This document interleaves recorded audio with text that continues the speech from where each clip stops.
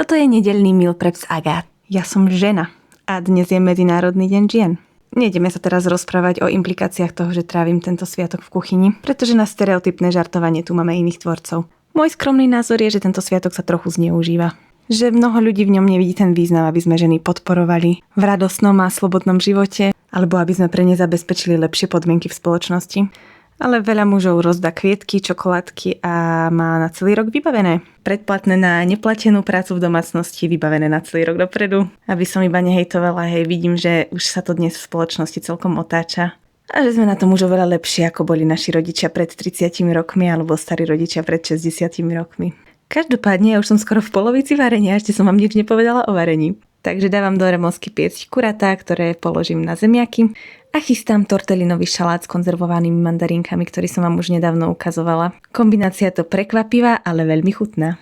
Mandarinky, por, šalát, torteliny plnené mäsom, majonéza. Ak to chce, môže pridať aj biely jogurt.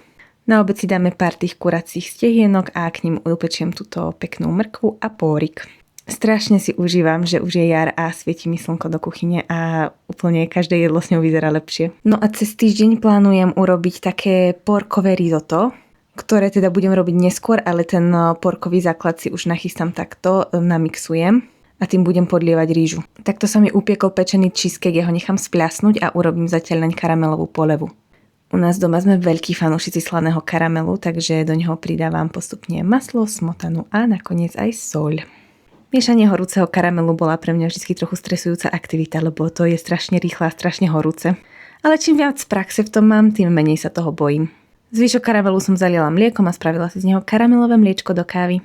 Tuto môžete vidieť, ako dokončujem granolu, do ktorej som dala kokos a sušené marhule, veľmi dobrá kombinácia. Kávové mliečko odkladám, no a naložím do misiek tortelinový šalát. Dávam ho osobitne, lebo k nemu budú kuratá a tie budeme zohrievať, ale tortelinový šalát zohrievať nebudeme. Cheesecake vyzeral takto, na tom slnku a na tom tanieri mňam. No a ja mám na dnes navarené. A vám ženy, keďže väčšina z mojich sledujúcich sú ženy, vám prajem krásny Medzinárodný deň žien.